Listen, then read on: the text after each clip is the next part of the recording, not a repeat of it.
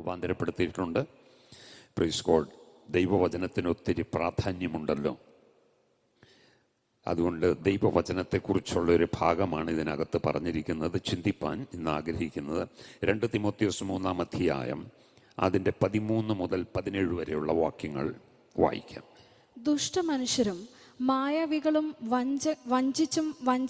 വഞ്ചിക്കപ്പെട്ടും കൊണ്ട് മേൽക്കുമേൽ ദോഷത്തിൽ മുതിർന്നു വരും.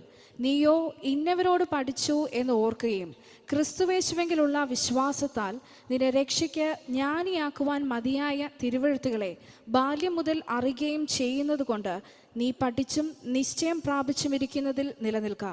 എല്ലാ തിരുവെഴുത്തും ദൈവശ്വാസീയമാകയാൽ ദൈവത്തിൻ്റെ മനുഷ്യൻ സകല സൽപ്രവൃത്തിക്കും വക പ്രാപിച്ച് തികഞ്ഞവനാകേണ്ടതിന് ഉപദേശത്തിനും ശാസനത്തിനും ഗുണീകരണത്തിനും നീതിയിലെ അഭ്യാസത്തിനും പ്രയോജനമുള്ളതാകുന്നു. Praise God.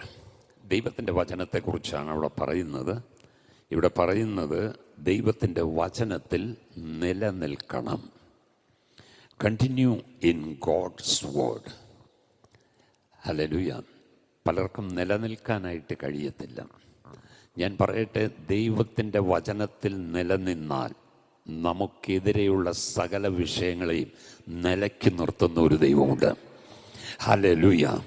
അത് നിനക്ക് ദോഷം വരുത്തുവാൻ സമ്മതിക്കാതെ വണ്ണം വചനത്തിൻ്റെ പ്രൊട്ടക്ഷൻ ഭയങ്കരമാണ്. സ്തോത്രം. ഹല്ലേലൂയ. അപ്പോൾ വചനത്തിൽ നിലനിൽക്കുക എന്നുള്ളതാണ്. സ്തോത്രം. ഈ 2-ാം അധ്യായം 2 തിമോത്തിയോസ് നമ്മൾ പഠിക്കുമ്പോൾ 3-ാം അധ്യായത്തിൻ്റെ അകത്തും 2-ാം അധ്യായത്തിൻ്റെ അകത്തുമൊക്കെ തെറ്റായ പഠിപ്പിക്കലുകളെ കുറിച്ച് പരാമർശിച്ചിട്ടുണ്ട്. അതുപോലെ തെറ്റായ മാതൃകകൾ ചൂണ്ടിക്കാട്ടിയിട്ടുണ്ട്. സ്തോത്രം. വചനം പ്രസംഗിക്കുന്നവൻ പ്രസംഗിക്കുന്ന വചനം പോലെ ജീവിക്കണം, ഇല്ലെങ്കിൽ പ്രസംഗിക്കാൻ പോകരുത്. സ്തോത്രം. ഈ പുസ്തകം താഴെ വയ്ക്കണം. ഒന്നാമത് പോയിട്ട് പഠിക്കണം, നന്നാവണം, എന്നിട്ട് പ്രസംഗിക്കണം. Praise God. അപ്പോൾ അല്ലാത്തതെല്ലാം മാതൃകയില്ലാത്ത പ്രാസംഗികരാണ്. Praise God. മാത്രമല്ല വചനത്തെ അവരുടെ ഇഷ്ടത്തിന് കൂട്ടിക്കളയും. Praise God. തെറ്റായ പഠിപ്പിക്കലുകൾ, തെറ്റായ മാതൃകകൾ.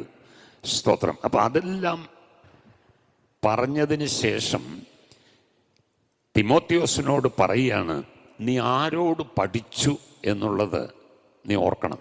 Praise God. ആരോട് പഠിച്ചു? ഹല്ലേലൂയ. ആ പഠിച്ചത് നിന്നെ ക്രിസ്തുവേശുവിലുള്ള വിശ്വാസത്താൽ രക്ഷയ്ക്ക് ജ്ഞാനിയാക്കി മാറ്റിയിട്ടുണ്ടോ? ഞാനും നിങ്ങളും പഠിച്ച വചനം നമ്മെ രക്ഷയ്ക്ക് സ്തോത്രം ജ്ഞാനിയാക്കുവാൻ മതിയായ വചനമായി പരിണമിച്ചു.